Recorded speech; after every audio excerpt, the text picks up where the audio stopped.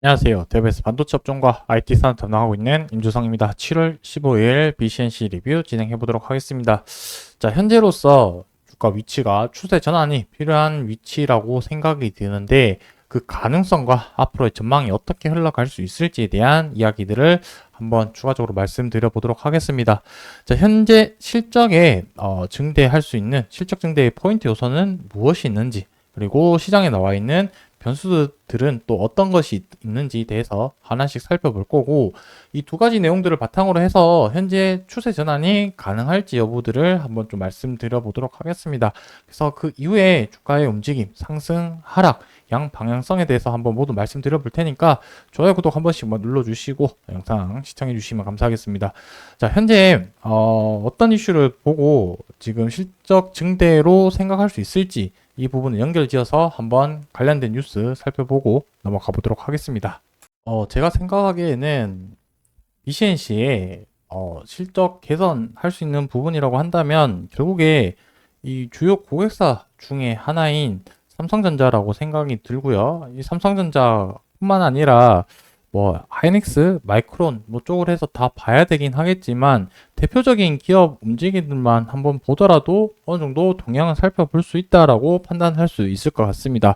자, 대박 실적이 나왔다라고 했는데 이 실적이 얼마만큼 나왔고 이 실적을 통해서 어떻게 투자랑 관련 연결 지어서 생각할 수 있을지에 대해서 한번 좀 말씀드려 보자면 일단은 삼성전자 실적부터 한번 살펴보고 넘어가 보도록 하겠습니다. 자, 영업이익이 10.4조억 원 나오게 되었는데, 이 부분 같은 경우는, 실적이 이전에는 한 예상 컨센서스가 한 8.2조 정도 예상을 했었는데, 뭐 거의 한 30% 가까이 상회하는 그런 실적이 나오게 되었습니다. 자, 이 부분이 삼성전자의 사업 부분이 여러 가지 있겠지만, 뭐 공식적으로는 발표는 하지 않았습니다. 어떤 사업부에서 매출이 잘 일어났는지 대해서는 나오진 않았지만 우리가 일반적으로 파악할 수 있는 시장에 나와 있는 정보들을 취합을 해서 생각을 해본다라고 봤을 때는 이 반도체 쪽에서 실적이 잘 나왔을 거라고 생각이 들고요. 특히 이 반도체 안에서도 메모리 쪽으로 해서 실적이 잘 나왔을 가능성이 높다라고 생각을 하고 있습니다. 자, 메모리에는 크게 두 가지가 있죠. D램과 낸드 이렇게 두 가지로 살펴보면 될 텐데 D램은 HBM이라고 보시면 될 것 같고요. 글씨가 너무 좀 엉망이니까 다시 한번 좀 쓸게요. HBM이라고 보시면 될 것 같고 낸드는 SSD 쪽으로 수요가 있는 걸로 보시면 될 것 같습니다. 근데 결국에 이 D램 낸드가 HBM SSD 수요라고 했지만 결국에 이 수요를 이끄는 이 최상단의 전방 산업이라고 봤을 때는 이 AI 산업이라고 볼 수 있겠죠. 자, 결론은 AI 산업으로 인해서 메모리의 실적이 좋아졌다라고 볼 수 있을 것 같고, 자, 그렇다면 삼성전자 입장에서는 이제 이 실적을 더 높이기 위해서는 어떤 방법을 택할 수 있겠느냐라고 봤을 때는 생산량을 늘리겠죠. 생산량을 늘린다라는 부분은 가동률을 올린다라는 얘기가 될 거고, 자, 이 가동률을 올리게 되었을 때 우리가 이제 BCNC로 봤었을 때는 이제 공장에 소모품을 납품을 하고 있는데 가동률 올라가면 이 소모품의 사용량 빈도가 늘어날 수밖에 없을 겁니다.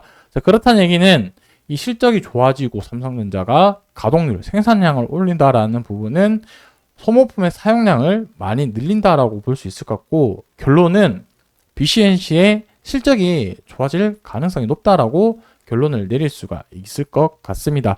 그래서 이 전방 산업을 파악하는 게 왜 중요하냐면 전방 산업이 좋아지면은 실적이 같이 좋아질 수밖에 없기 때문에 계속해서 제가 이런 부분들을 말씀드린 부분이 있고요. 결론적으로는 앞으로는 하반기 그리고 내년까지 해서 이 AI 시장을 주도를 하는 부분을 봐서 실적이 계속해서 좋아질 가능성이 높다라고 볼 수 있겠습니다. 그리고 여기에 추가적으로 플러스 알파로 해서 시장의 분위기를 더 높여질 수 있는 키워드가 두 가지 정도 볼 수 있을 것 같은데 미금리 인하 기대감 그리고 금투세 재검토 이 부분이 아무래도 시장에 긍정적인 요인을 미칠 수 있을 거라고 생각을 하고 있습니다. 금리 인하 같은 경우는 현재 90% 이상으로 금리 인하할 확률로 보여지기 때문에 특별한 문제가 없다라고 봤을 때는 금리 인하할 가능성이 높고 금리 인하가 되었을 때는 제품에 대한 수요 그리고 가동률 상승 부분을 촉진시킬 수 있는 매개체로 볼 수 있기 때문에 우리가 앞서 봤던 첫 번째 내용의 연장선이라고 좀 볼 수 있을 것 같습니다. 그리고 금투세 같은 경우는 시장 자체로 들어오는 이 수급의 힘에 영향을 미칠 수 있기 때문에 아무래도 뭐 이제 대주주 이제 큰 손 개미들의 자금 이탈 우려 여부들과 그리고 전반적인 시장의 참여에 대한 그런 심리를 꺾을 수 있기 때문에 금투세가 좀 부정적으로 많이 인식되어져 가고 있는 상황이라고 볼 수 있을 것 같습니다. 그러다 보니까 뭐 지난번처럼 계속해서 이렇게 좀 미뤄지다가 아무래도 유예할 가능성이 높지 않을까라고 좀 판단이 되어지고 그 부분은 조금 계속해서 앞으로 어떻게 흘러갈지 좀 확인을 하고 추후에 결정이 되면은 또 영상에서 한번 말씀드리도록 하겠습니다.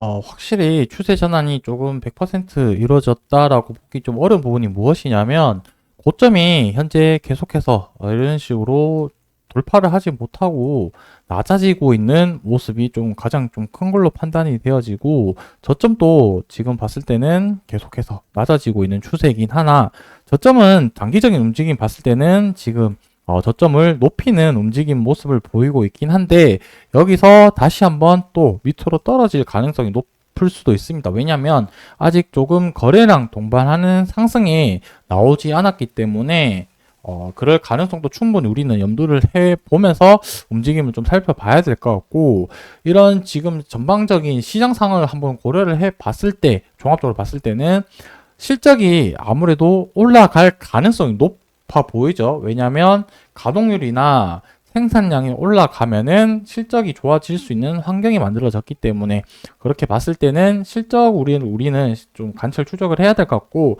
이런 실적 개선 기대감으로 해서 주가의 방향성이 같이 움직이지 않을까라는 추세로 봤을 때는 241선 다시 돌파할 수 있는 초록색 선 241선인데 241선을 다시 돌파하는 움직임이 나올 가능성이 있지 않을까라고 좀 판단을 하고 있습니다. 그렇기 때문에 지금 단기적으로 봤을 때는 이 저점을 밑으로 낮추는 그런 움직임보다는 어느 정도 지지를 해주고 반등하는 모습이 1차적으로 나와야 될 것 같고 상승했을 때는 이 241선을 돌파 여부를 좀 지켜봐야 될 것 같습니다. 그래서 바로 돌파하는지 아니면 저항을 맞고 떨어졌는데 저점을 조금 더 높이고 다시 반등하는 모습을 나오는지 혹은 하락했을 때 저점 이탈하는지 여부들을 계속 체크를 하면서 추후 움직임을 확인해 보면 좋을 것 같습니다. 자, 오늘 영상 여기서 마무리하고 제가 다음번 영상에서 또 변동사항이 있으면 영상에서 말씀드리도록 하겠습니다. 감사합니다.